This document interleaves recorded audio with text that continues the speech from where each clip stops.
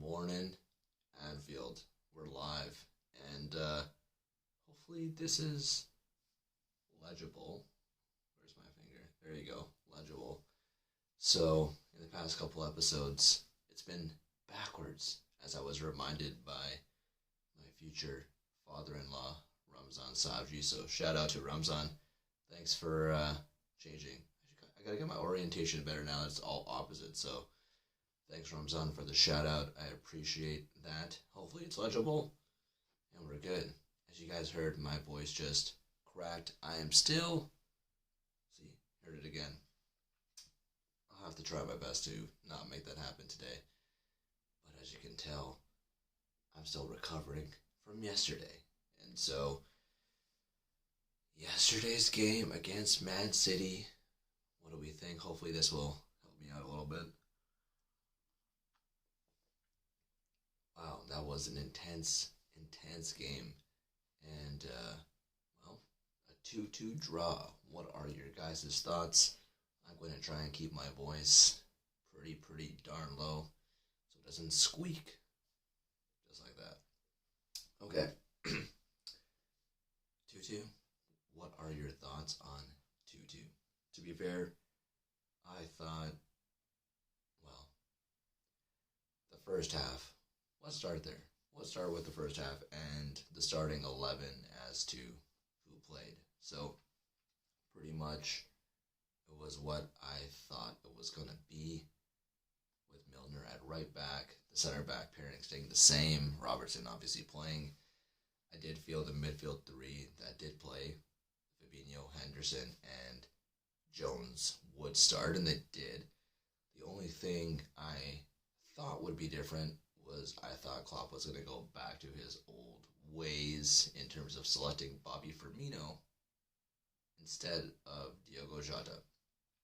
But, as I said last episode, and I probably will say every episode, what do I know? Because Jurgen Klopp knows he does his own thing. And just when you think he's going to revert back to his old ways, the reality is he kept faith in Jota, which is a good thing, I thought, even though I didn't think it was going to happen. Basically, I think it displayed faith in Jota, which is great, which is good for his confidence, but it also keeps Bobby hungry. So that's never a bad thing. So in terms of a man management strategy, probably makes sense, to be honest. But yeah, let's dive into that first half. I thought the first probably 15, 20 minutes of that game, we were okay. I thought we weren't going all out like a lot of people thought we were, including myself. When Man City comes to town, they're going to play some excellent football. And so sometimes you think you're going to just do some run and gun sort of type of activities. Didn't really happen the first half, or at least the first part of that first half anyways.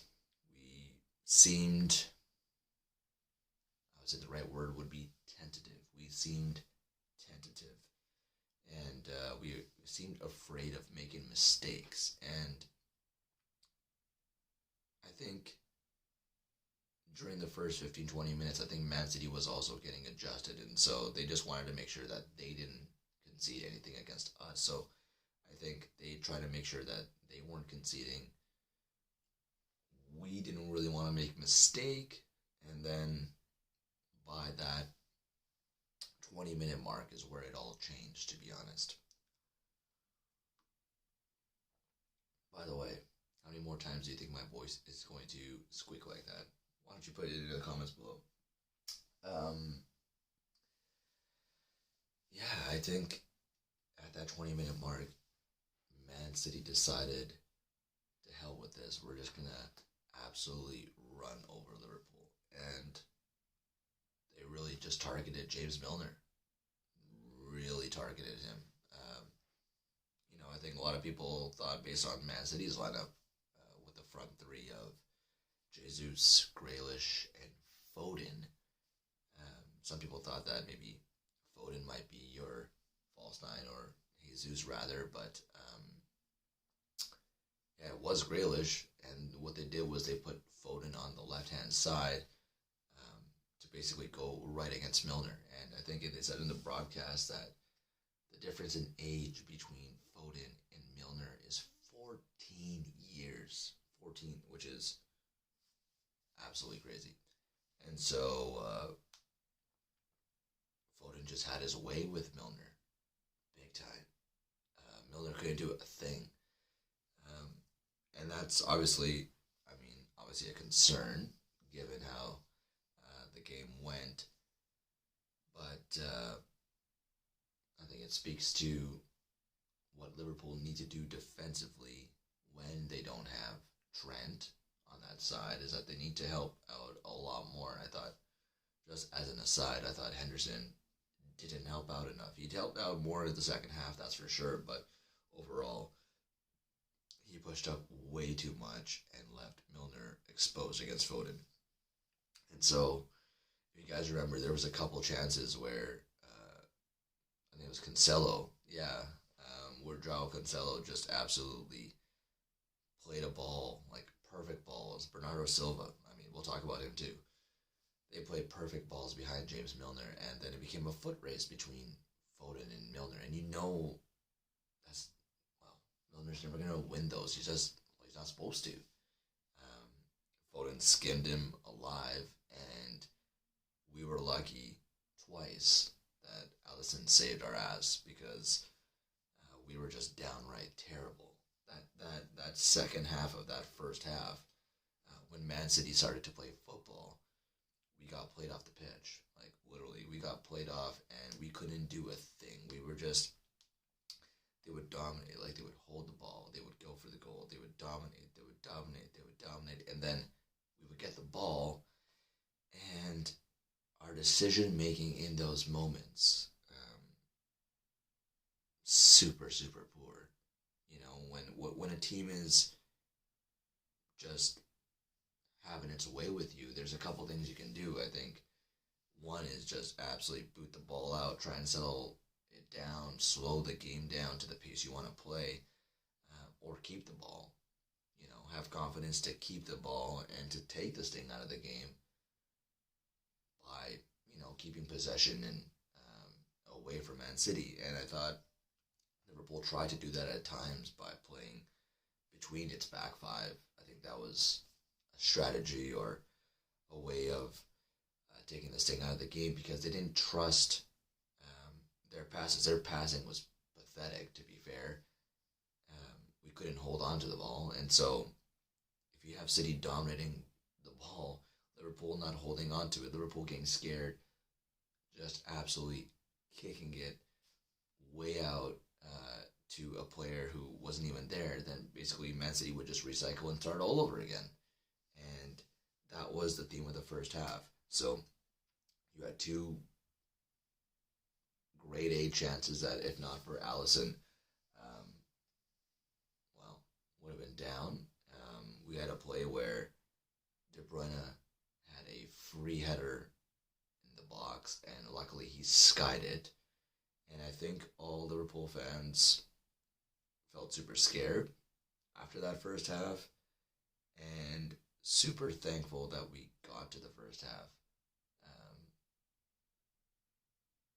unscathed, I think is the right word, because playing a team like Man City, when they're on their game, there's really no one better else, in the world. And so we were very lucky, very, very lucky to come away without conceding in that first half.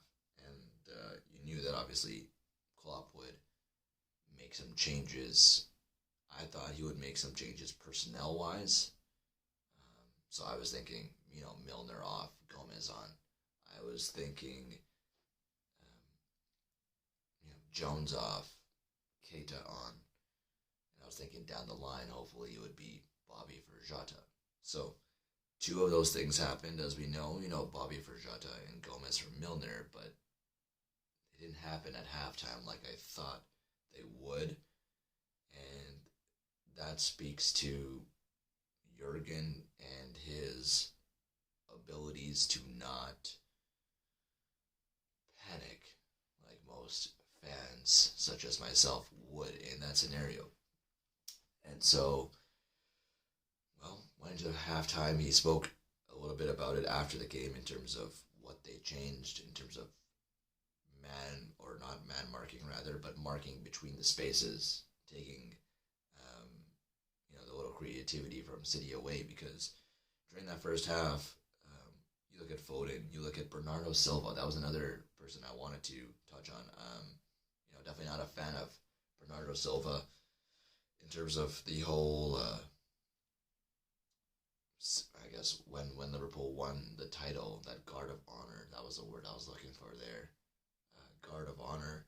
It was a pathetic guard of honor from Silva, and the lack of respect displayed in that moment. And I get it. He was upset and stuff, and you don't want to do a guard of honor for your rivals, but show some respect. But that's an aside. Bernardo Silva was amazing yesterday. There was that one passage of play where he just took out virtually he took out like 3 guys in midfield, and then dropped Virgil to his knees, and you're thinking, holy crap, we are screwed. And when you have that kind of quality, it's always going to be difficult. And so, yeah, like I said, very fortunate to not have conceded that first half. And then we came into the second half. Like I said, we changed things up a little bit, kept the same personnel. And then that first goal, you're looking at Mo Salah, and he was smart to take advantage of Cancelo's early, I guess, that yellow card he received, where he said, "Screw it, I'm just gonna attack you, see what happens, try and deal with me." And so, I mean, what a goal! I mean, there's nothing more to be said. Well, actually, there's a lot more, but it was. I don't even know. Mo Salah gets the ball on that right-hand side, decides to attack Cancelo, like I said, chips the ball over, makes a great run, then cuts inside, and then that pass to Sadio Mane, great pace on the ball, right where Mane is basically running to, and a brilliant finish from Mane, but let's be fair, that goal is all Mo Salah. And, I mean, at that time you're thinking, man, that speaks volumes to what Mo Salah can do for Liverpool, but, there was more where that came from. So, that first goal, you thought, wow, how are we even up in this game? And, yeah, we were fortunate, and I thought, you're thinking at that point, are we going to hold on? Can we do this? And the answer is unfortunately not, because, well, like I said, Man City is an exceptional team, and they're not going to go down without a fight, and they didn't. And Foden's goal was exceptional. I think there was like 4 Liverpool players there. There was like no Man City players on that left-hand side. You're thinking maybe Alisson should be over a little bit because, well, there's no one there, and the left-hand side of Alisson's net was pretty open, but you have to really finish it really, really well to put it in that corner, and that's what Phil Foden did. He was dangerous all game. He was just exceptional, and that finish was sublime, as much as I hate to say it. So, you're back to, level pegging. You're thinking, okay, fine, cool. And then you get that moment of brilliance from Mo Salah where he absolutely, there's a nice little touch to get away from Bernardo Silva. He goes right at America Laporte, twists him inside out, and then has the audacity to even finish it with his right foot. And, man, the pub at Butcher and Bollock, when Salah scored that second goal, was something I have never experienced before. That atmosphere was electric. And my voice, as you can hear, it was going. I was just like it was just pandemonium. And my buddy's beside me, and I couldn't even like react properly. There was just like literal tears flowing down my face because I was just so happy, so absorbed in that atmosphere, and perplexed as to how Mo Salah just pulled that off. And that was very much a Spurs esque kind of goal that he scored, if you guys remember that. And it was just like how do you do that? And that's Mo Salah for you. He has those moments of brilliance that just makes you wonder as to how you got him from Roma for like 34 million pounds. Like, what a steal this guy has turned out to be. What a player, what a character, what a leader for this team. Obviously there's a lot of talk about the whole extension thing, and Liverpool not really wanting to break their wage structure, but in terms of the demands of just recently, I think I just saw it this morning, 300,000 to 380,000 pounds a week. And I understand there's financial implications involved. I understand that Liverpool has a system that they have to adhere by. At the same time, on the other side, it's just like, break the bank, man. Break it. Break it for Mo. Because he is worth every single penny. I mean, have you seen his physique? The dude is a beast. He's a beast. And he is in the form of his life to the point where you know that he's going to score every single game. I don't even have to worry about my fantasy team. He's my captain, and I'm not leaving it. I'm not going to change that at all. You just know he is in that form. And I've seen little tweets around saying, is he the best player in the world right now? Yeah, without a doubt. Without a doubt. I mean, for the longest time, it's been Messi and Ronaldo, and they're both going through new phases at their new respective teams, and in the case of Ronaldo going back home. But there's no one in the world on Mo Salah's level right now. Best player in the world by far. And kind of, like the Spurs game back in the day, you're really hoping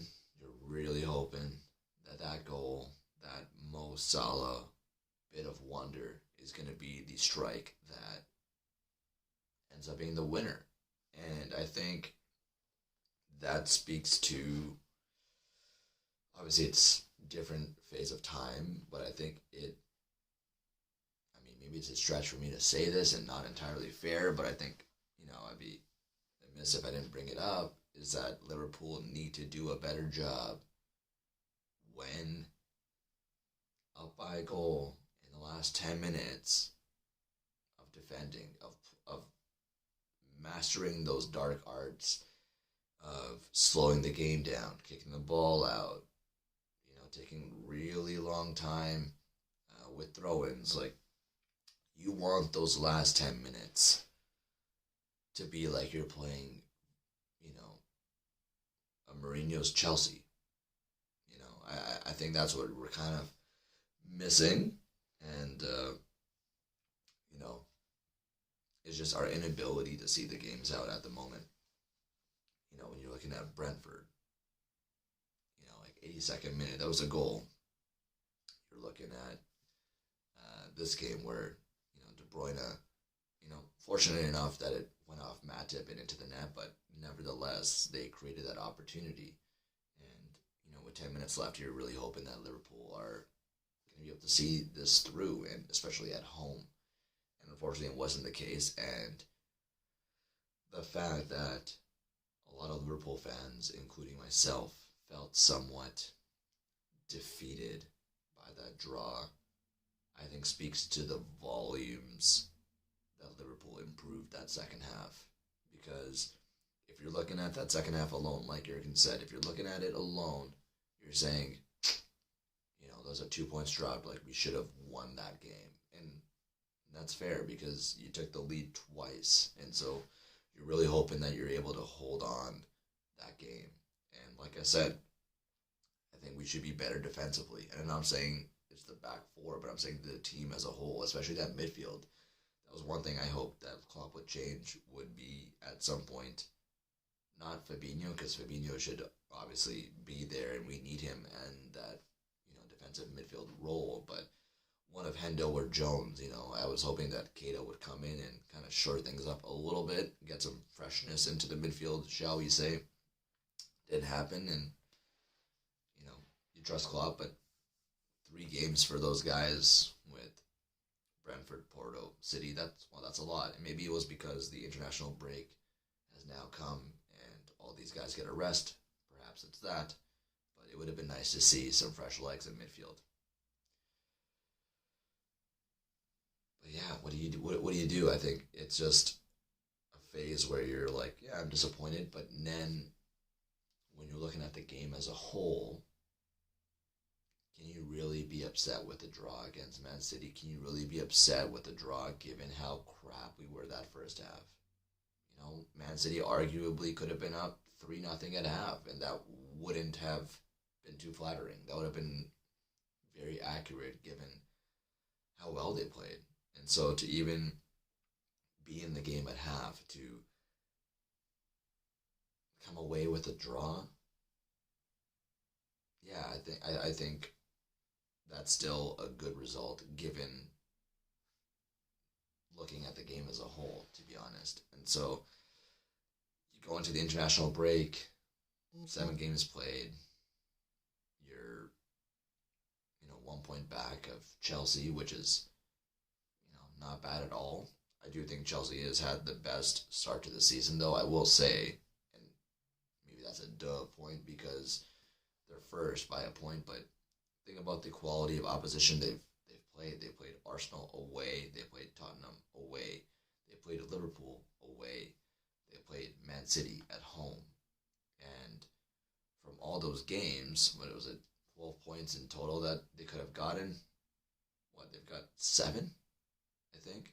Yeah, 7, which is outstanding, given that 3 were away from home. So, obviously, we'll see what Brentford are like at home against Chelsea after the international break.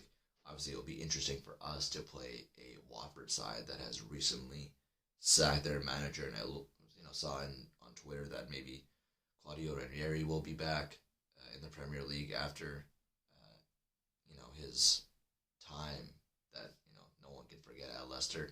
So it'll be very interesting for us to see what is going on. How is Trent doing? Is he going to be back? Is Thiago going to be back?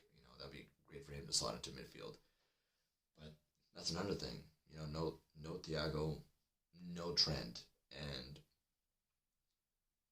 obviously I think it shows obviously how valuable Trent is to our team. And so without our key players, with that terrible first half, I think it draws a fair result. And so obviously I'm still disappointed that we didn't win. I'm disappointed that for all that Mo Salah brilliance, it didn't turn out to be a winner. But at the same time, looking at the game as a whole, objectively, a point is totally fine. So, guys, thanks so much for joining. I hope you enjoyed your morning coffee. And, have a great Monday, and we shall see you guys soon.